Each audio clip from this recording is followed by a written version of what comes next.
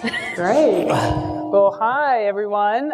So excited to be here today. And as mentioned, I'm Michelle Moore with Experience Kissimmee, and I have the honor of getting to moderate this awesome panel today to share a little bit more from the meetings and conventions perspective. But before we get started, I represent a great destination here within the heart of Central Florida called Kissimmee. Or if you're from out of town, it's pronounced Kissimmee. We take either. We just know you're not a local if you say Kissimmee. So if you haven't been to Kissimmee or you're not familiar with it, we wanted to just roll a quick destination video to give you a highlight.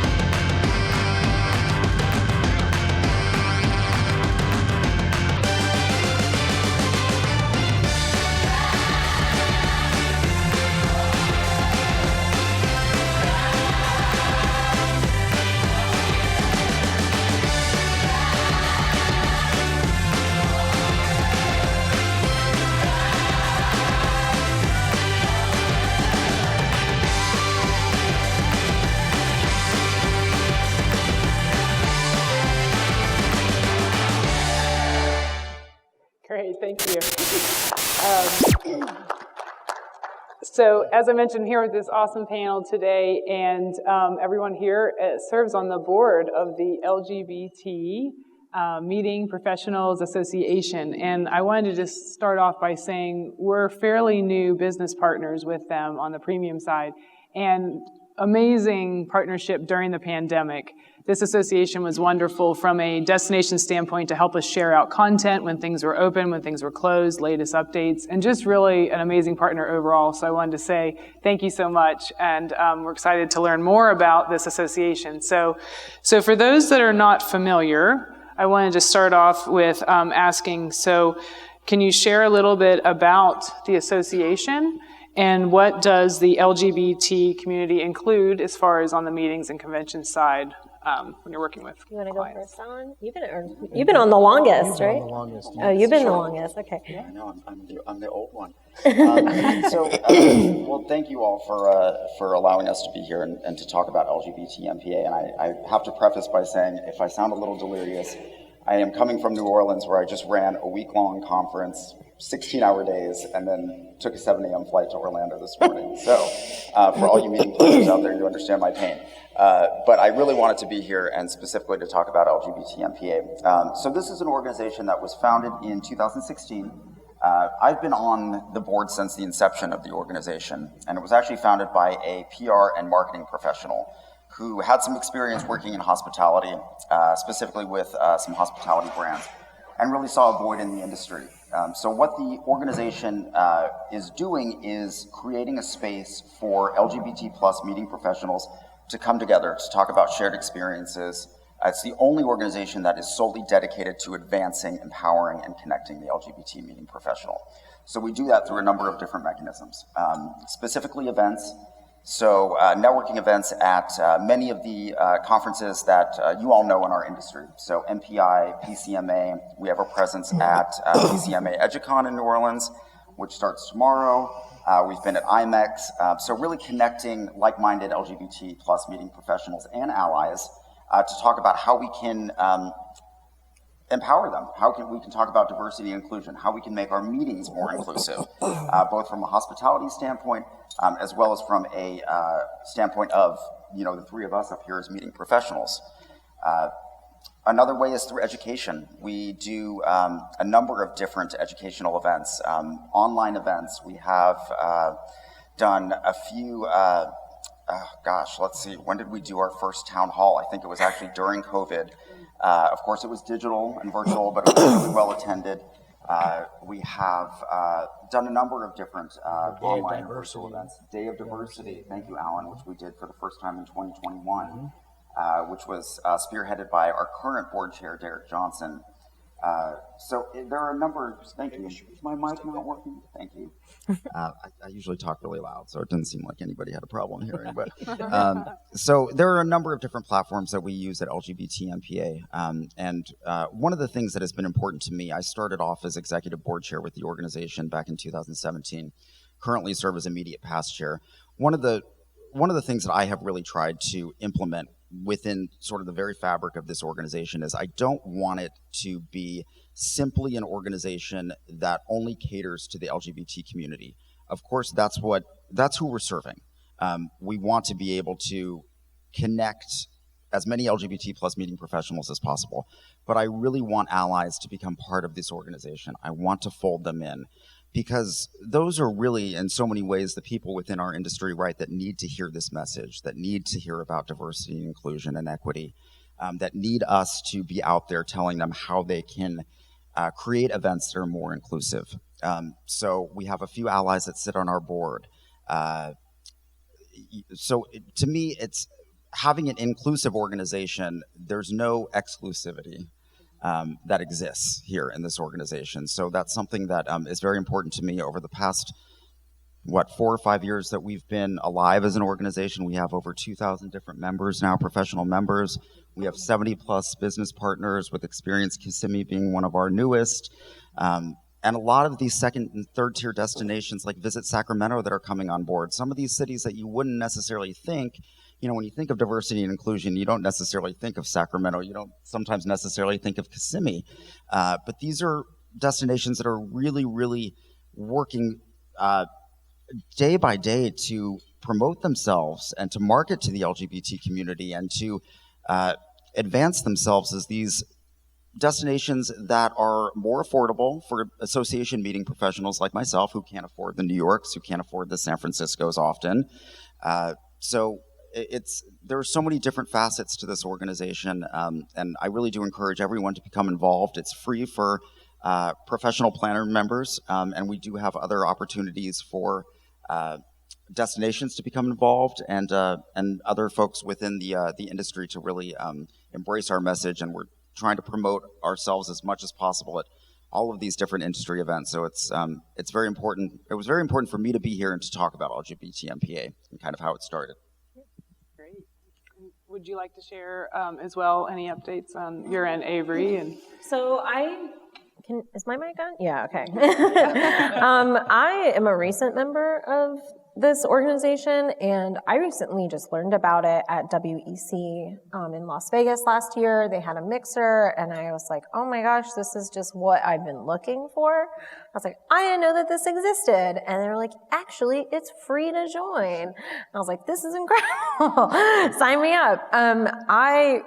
Like we've talked about, I'm sure we'll discuss further, but it's not just about all being queer people on this board. It's about having, we all know already what's needed, but it's bringing in those that don't know and thinking that this is, like you said, allies on the board and bringing in people that actually need it, or groups that we, like Sacramento or Kissimmee, we just signed on, I think, with Detroit. And you think like, Detroit, that's not something you would think of as an inclusive and destination space, but bringing in things that might not know what we're doing. And it's been great. I love it. Yeah. It's wonderful. And you too as well, Alan. Sure. Excuse me. I'd like to add that in addition to bringing in other members of the hospitality and tourism industry, a part of the association's goal is also to educate those and ourselves and make sure that the LGBTQ plus, which has a couple of A's and another Q and an I, that all those folks, that we as an association understand what those letters mean and who those people are, and that we as an association and as an industry include them as part of that LGBTQ plus. We don't want to ever forget the plus. And we're doing a good job at making sure that those things are included as far. And one of the A's, by the way, is ally. So you don't actually have to be an LGBT to be part of the community. No, it's great. And as we know, DEI is so important, accessibility, and from a destination standpoint, that's for, all welcome. And so for us, it helps. Today I've learned so much as an ally, and I think having these discussions and opening up that forum is what you all do at all of these major conventions, and I know we just had a really successful one with Connect in Puerto Rico, around the Don't Say Gay. We had a Say Gay, basically, it's okay to say gay reception. So really, again, sharing that message throughout the different conventions that we attend in our industry is really key. And you all have been really leading that, which is wonderful. So we may have already touched on this, but, so primary objective, I think you kind of already said that, but is there anything else you want to share as far as with the association's objective, moving forward? I feel like we have our, it's such a multi-pronged organization. Such a multi-pronged organization in so many different ways. And, when we first started, we didn't really know what people were going to think. And there has been some resistance by members within not only the events community, but also within members of our larger LGBT community. We face some scrutiny. Why is this organization needed? You have certain wings of MPI or PCMA that are already dedicated to diversity and inclusion. But we really saw, as I said earlier, we saw a void that really needed to be filled. I've been in this industry now for 18 years, and before Lgbt Mpa, I never ever had an opportunity to really, I never had a platform or a way to connect with so many different like-minded meeting professionals to talk about shared experiences, to talk about how we can diversify our meetings, to talk about simple things like, I'm not wearing my name badge, but to talk about putting gender pronouns on name badges, to talk about implementing gender-neutral restrooms for your meetings, to talk about diversity really from the inside out. When you're going to, I just had a large convention at the Roosevelt Hotel in New Orleans, and it really starts at the very beginning. It starts with diversity training in the hospitality industry with your staff, making sure that they are addressing people in ways that are respectful. Not assuming that someone is someone. We just at an event that I was just part of the planning team, the voice of God would come out and say, "Ladies and gentlemen, we're about to start," and we would say, "Hold it, that's not inclusive." So we got rid of the ladies and gentlemen and just said, "We're going to start in 10 minutes," and tried to make it more welcoming in that sense. No, right, like when I think, they can actually yeah, we can hear it. I think like Southwest Airlines, right, used to do that. They'd say, "Hello, ladies and gentlemen," and then they got rid of that. And now they say, I think, "Welcome, everyone."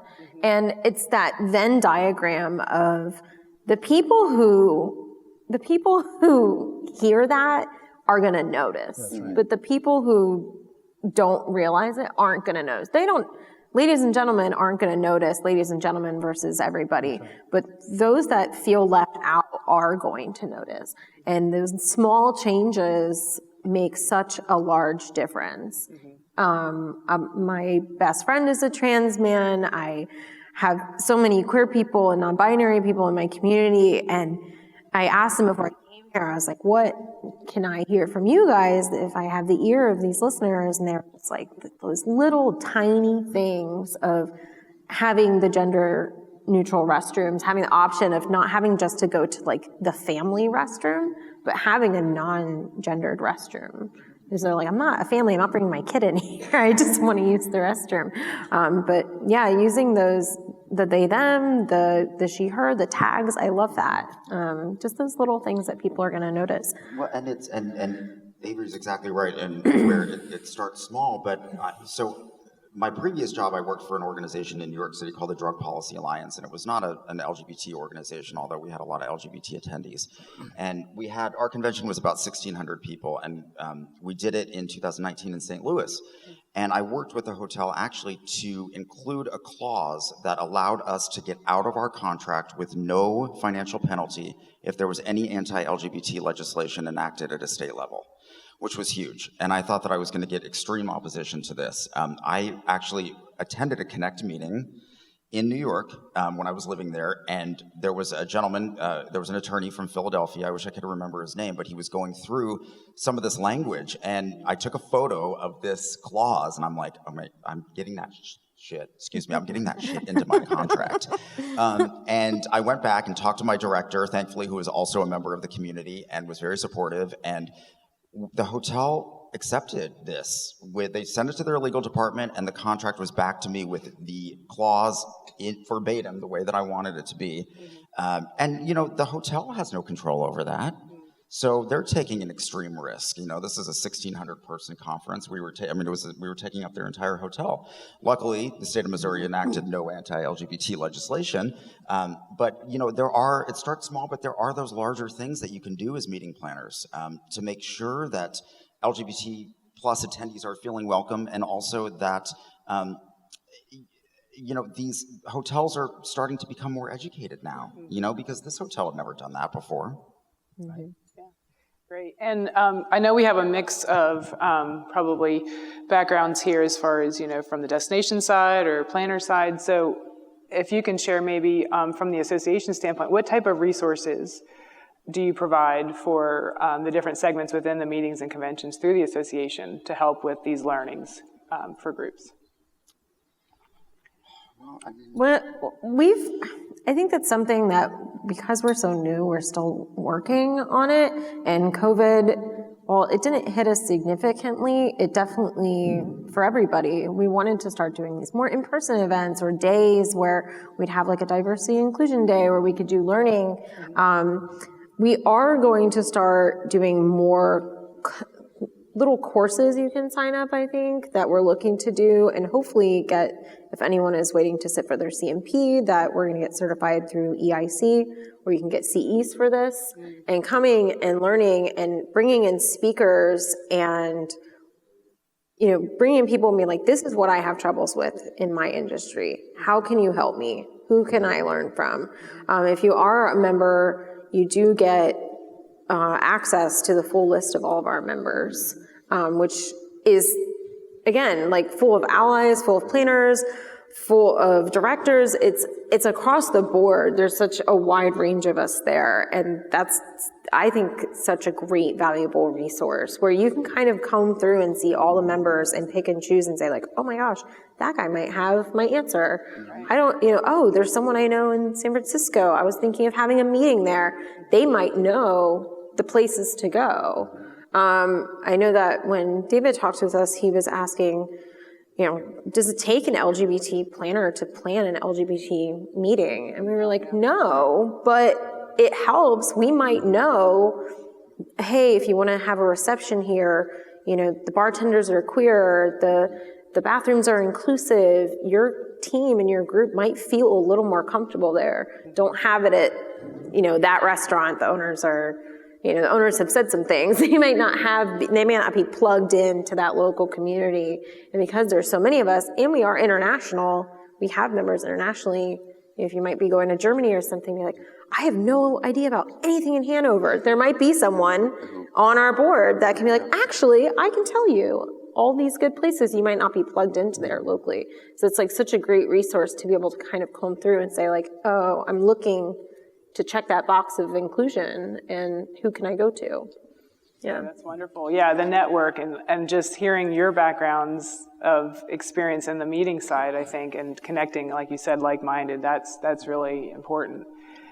Anything you'd like to share as well, Alan, on the resource? From a planning standpoint, so I don't work for just one company. I have different clients that I work for, and they're not specifically LGBT or specifically people with disabilities or people of color. There's just a mix. So my general consulting with them is to try to be as inclusive as possible and it kind of overlaps because you can have people of color who are also members of LGBT and who are also people with disabilities. And so you kind of have to, so my thing has always been to advise groups to plan to be as inclusive as you possibly can, and then it's kind of up to the group to decide what's going to be most important to them and their audience. The group that I had mentioned that got rid of the welcome ladies and gentlemen, they did not know we did that. The group didn't really care, but the planner wanted it to be that way so they could be more inclusive, knowing that someone in the audience was going to appreciate that, even though the majority may not even notice it.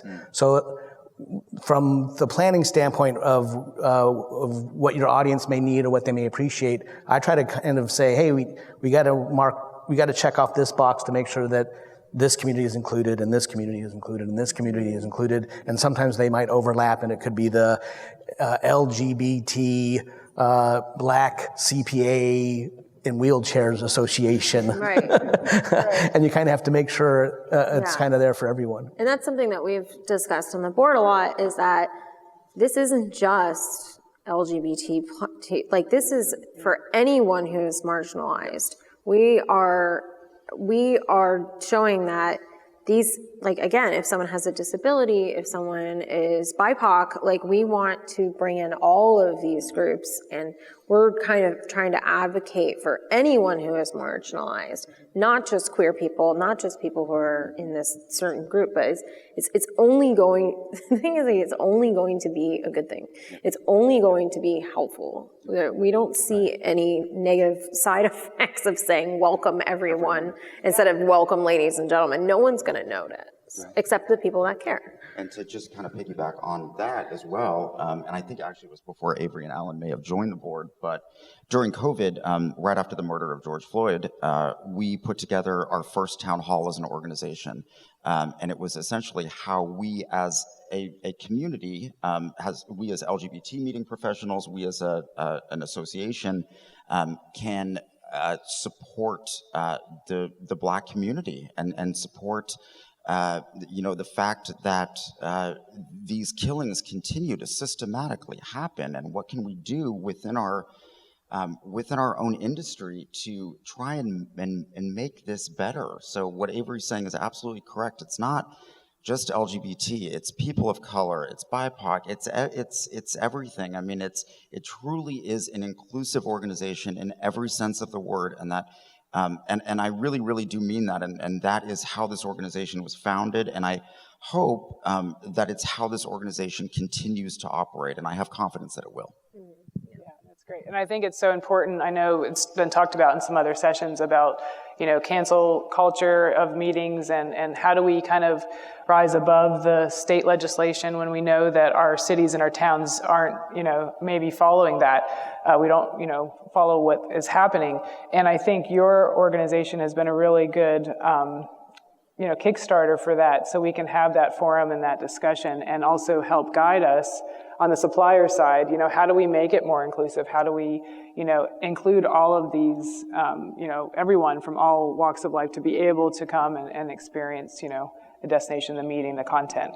I was thinking about that as well, is that these places, like something like Sacramento or Detroit, where he would be like, well, this is a gay meeting. Let's go to Palm Springs. Let's go to San Francisco. But they have plenty. We need to go to the spaces that need this.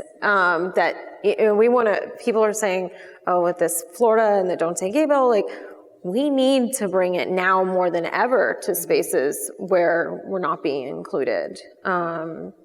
Thank you for that, because I think from a destination standpoint, we want that. We want to have that influence in our destination. We welcome that. Is there anything you'd like to share as far as with all of these, changes and things happening with your own meeting experience, but also within the association that, is new or trending that you're seeing change? I know I'm hearing less cancellation culture, which I'm excited about, make a difference in the destination so they can learn from it. Anything else that you're seeing as far as like trending? I think maybe the biggest trend would probably be like the name tag. The pronouns, I think, has been such, I think 3 years ago, even 4 years ago, a lot of people didn't even think about, oh, I should do pronouns on name tags. That's something that's so simple and so small, but really validates the person that it means something to. Someone might not be presenting as full femme or full masculine, and being able to look down. I always kind of look at people's, their name tags. I'm like, who is that person? Where are they from?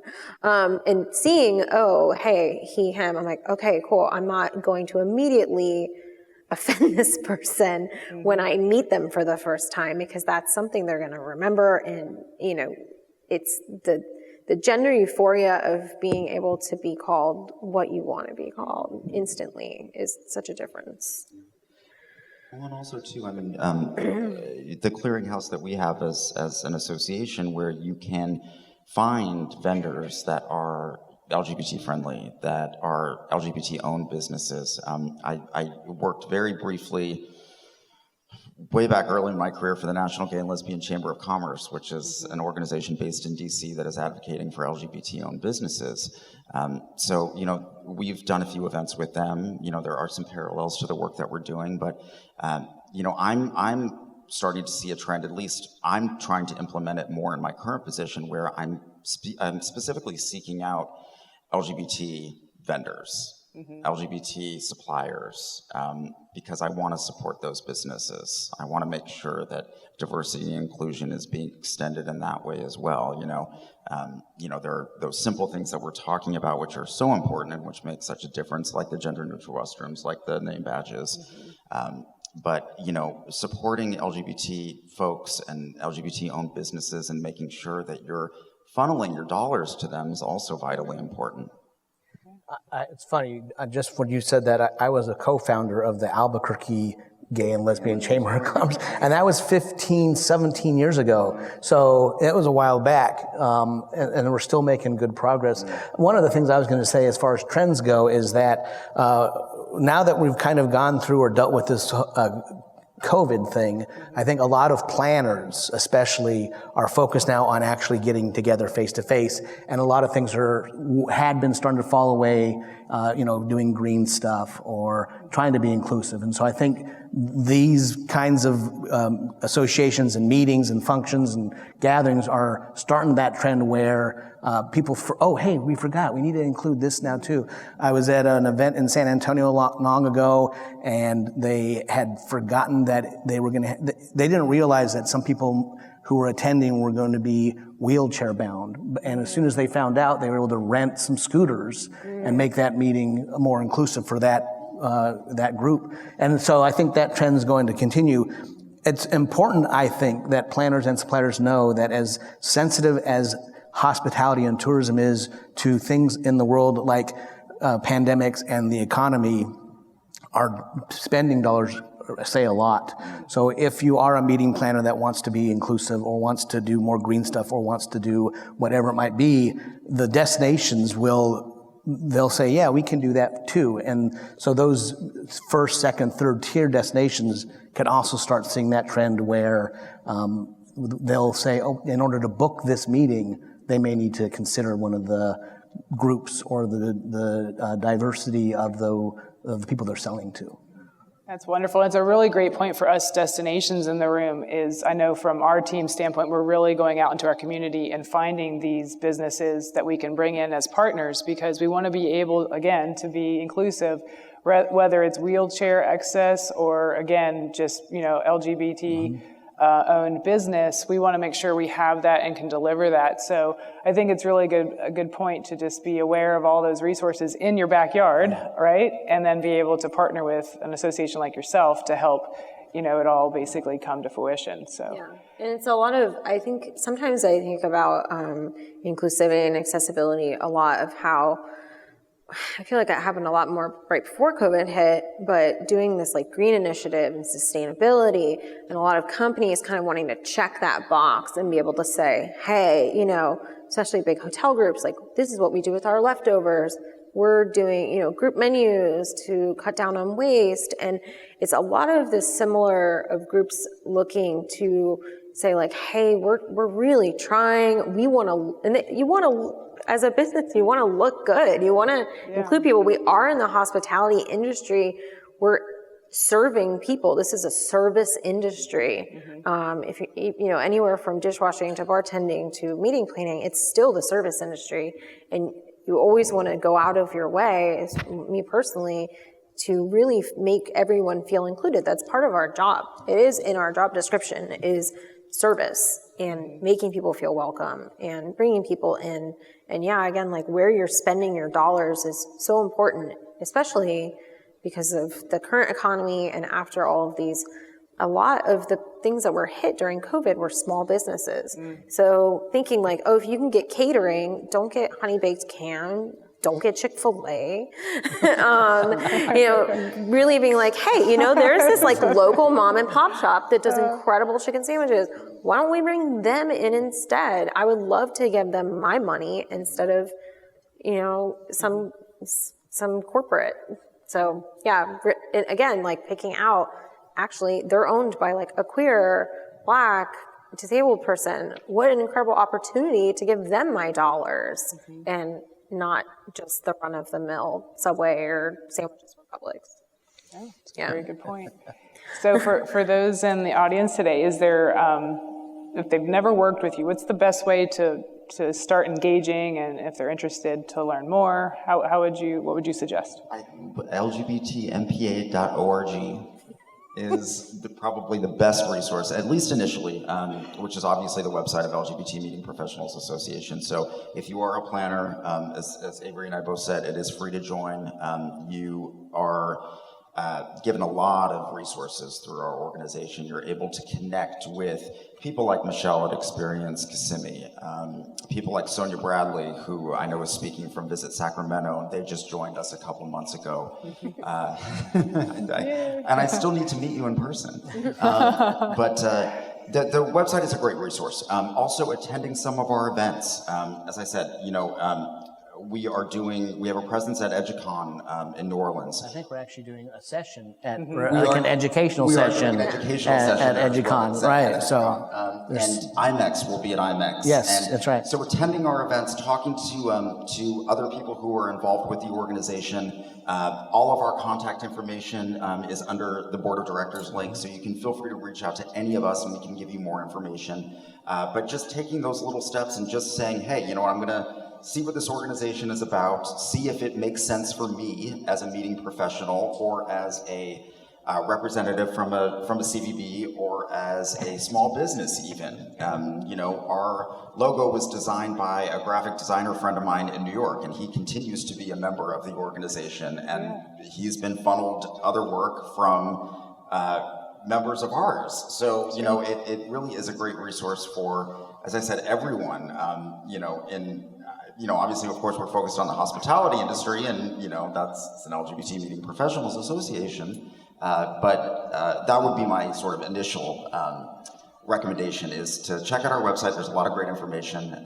There is we've done 2 or 3 town halls, I think, at this point, that you're able to view and download. We also have a podcast that Derek Johnson, our current executive board chair, does called Spin, and he talks to a lot of leaders within the industry, both domestically and internationally, about how they're combating issues that they're facing within the meetings and events industry and how they're trying to make diversity and inclusion at the forefront of what we're doing in this community and this industry. So, anything else you guys want to add aside from?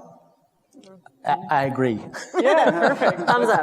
Great job. And like he said, all the board is listed there. So if you want to contact someone, you can find us that way. Yeah. Great. Well, thank you. I don't know if we want to take any questions from the audience, or if anyone has a question, anyone sure. has questions for the group? No? And you can always catch them here for the rest of the afternoon and tomorrow too. Does anyone have anything to ask them? Yeah, go ahead.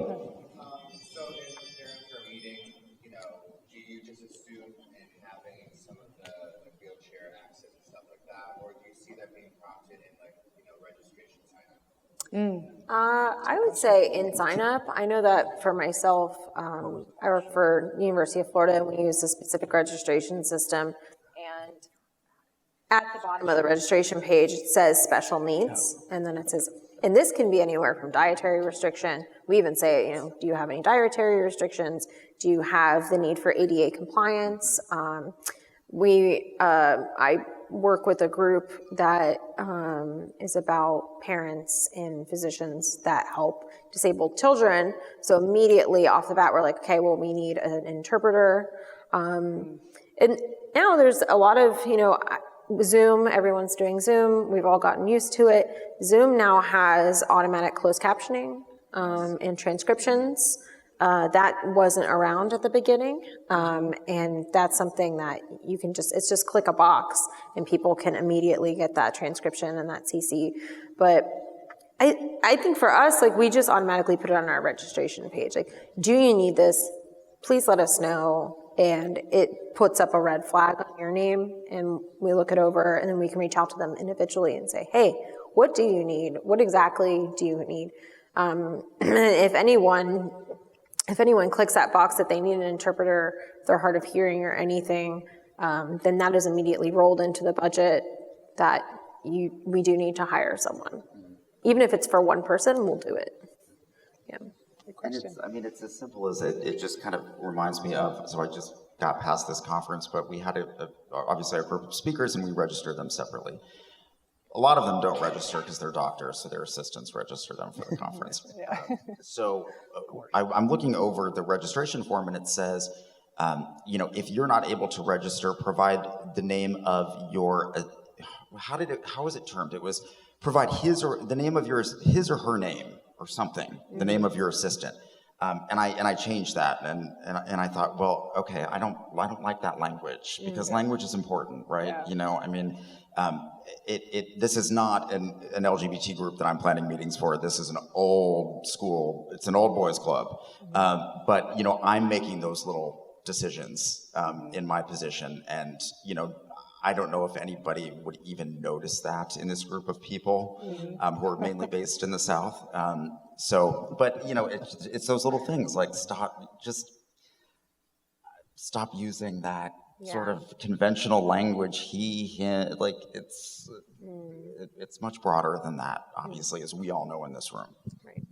What's interesting also about it is, based on different clients, I've seen different registration forms, but the thing that I think is important about it is, even if the group that the form is for isn't a group that is underserved or undervalued, the people who see that now are seeing the changes. So even if, you know, you're just I don't know if this is the right thing to say, a straight white guy, and you notice that the gender pronouns are different, or there are choices, now you are seeing that is something that's important to the group that you are belonging to. But as far as the other things that we've seen on forms is, I've seen them take off the title, so instead of saying Mr., Mrs., whatever, it's gone. I've seen where people actually, in addition to diet, they'll ask about accessibility. They'll ask about emergency contact information.